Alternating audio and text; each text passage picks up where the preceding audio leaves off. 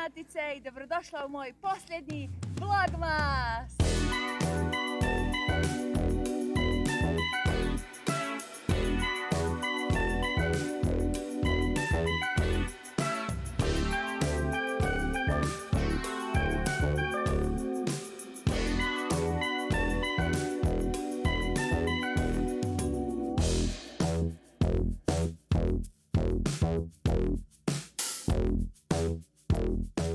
Bog, draga Renatice, 28.12. i vidiš, vanka je magluština, ima još snijega, vidjela si da smo imali bijeli Božić, jako je hladno vanka.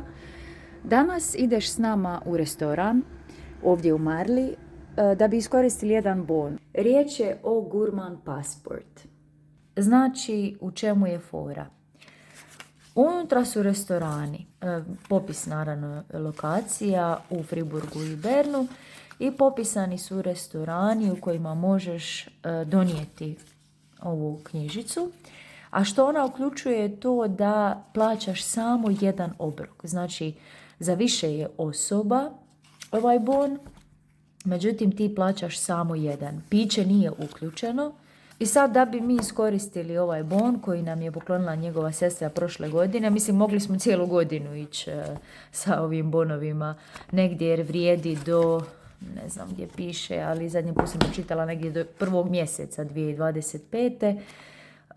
Ićemo večeras u jedan od restorana. Uglavnom jako dobar poklon za nekoga iz vaše okoline. Nisam sigurna ima li to u Hrvatskoj.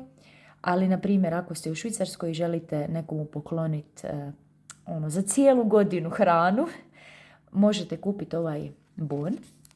Kažem ti, možda ima i u Cirihu, i u Bazelu, i drugdje.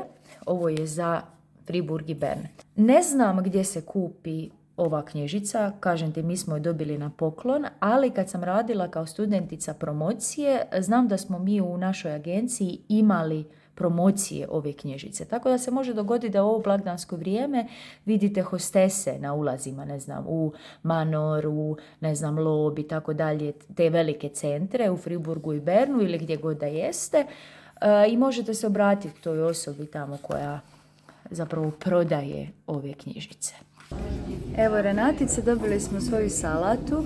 Inače sam ti ja naučila da u Švicarskoj uvijek se salata jede prije glavnog jela. Meni je to naravno bilo čudno jer ja inače salatu jedem uz glavno jelo. Ovaj put smo naručili meso. Ali evo, sad sam prava Švicarka, jedem salatu prije glavnog jela. Naručila sam beef file sa pomfritom i sa povrćem.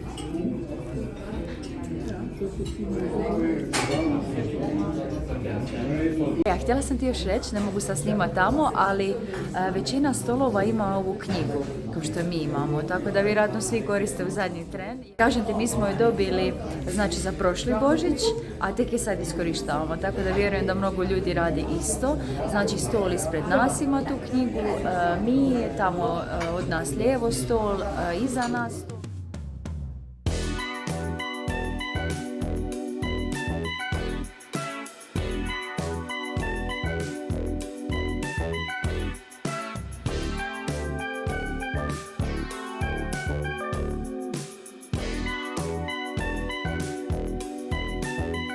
Renatice, dobar dan! Dobar dan sa Schwarzsee. To je inače jezero koje je u ovo vrijeme zaleđeno.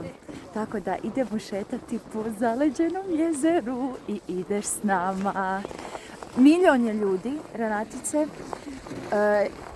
Baš sam govorila Sebastijanu, čovječe, u nas u Hrvatskoj prepuni shopping centri, a ovdje ne možeš naći parking za poći ovako prošetat po planini ili ne znam, skijanje. Znači, ljudi ima milion.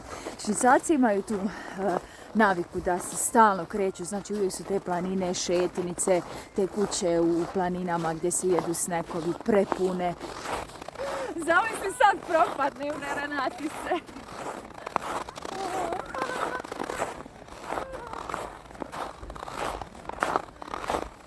Hajme, predobro.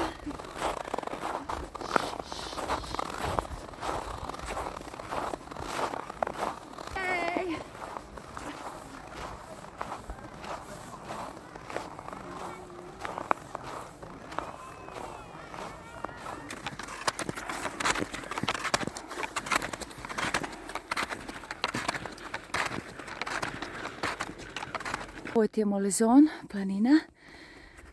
Naravno možeš ići do kraja gore, međutim previše bi bilo. Mi već sad šetamo negdje, odnosno uspinjemo se negdje preko sat i pol vremena. Već je sada prekrasan pogled, a mogu misliti ako bi gore na vrhu bili. Imamo još proći ove 2 stanice postaje. Što je ovo već? Ne znam ni sama. Možda je to za ljeti, za životinje staje. Uglavnom trebamo proći još te 2 kuće i bit ćemo negdje u dnu Molezona i to je sredina.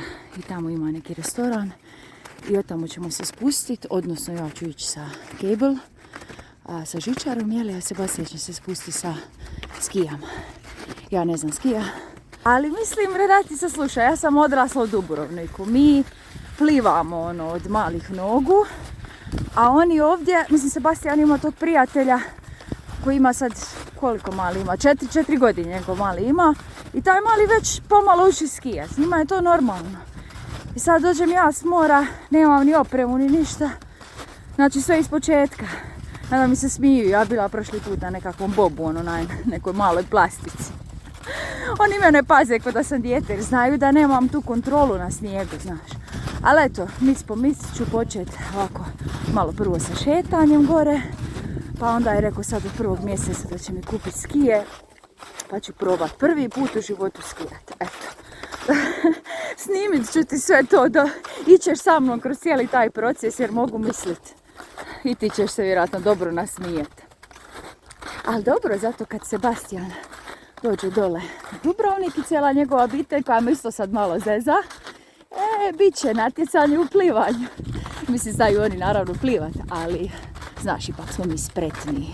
I reću mu da se popenje po onim oštrim stijenama što ih mi dole imamo. Ima jedna plaža dole kraj Dubrovnika, užasno su oštre stijene. Ja naravno to znam hendlat, zna se penja po tome ko koza. A njemu ću onda zada zadatak. Ajde ti sad, ajde. Pazi ovo, Renacice.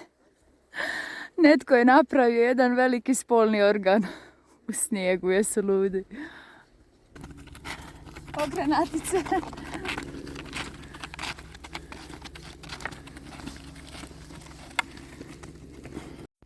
Renatice, skoro smo na vrhu. Znači ja sam tako umorna i iscrpljena.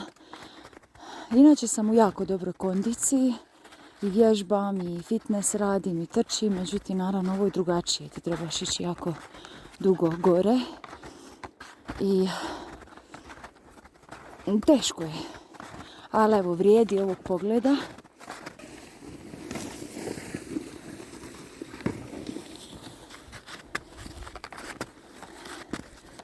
Gdje si kućo?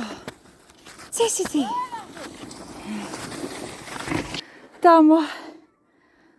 Tamo je sredina. Ja da čekam kad ćemo doći. Hvala Bogu, evo nas na vrhu, odnosno našem vrhu. To je sredini jer je vrh gore. Idemo na kavu tu. U ovaj hotel, restoran.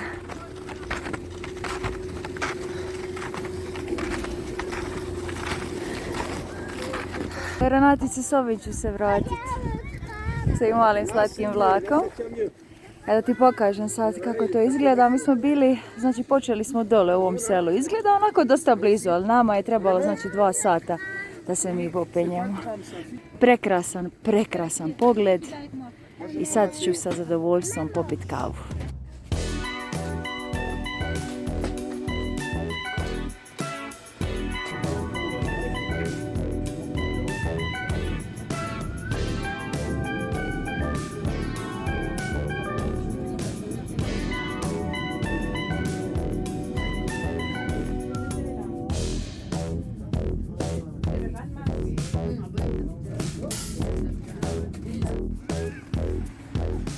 Eto, gotov spust moje Renatice. Znači, penjala sam se 2 ure, a spustila se za 5 minuta sa ovim vlakićem. Evo, to je to Molezon Village koji je u dnu, znači one planine što sam ti je već snimila. Eto.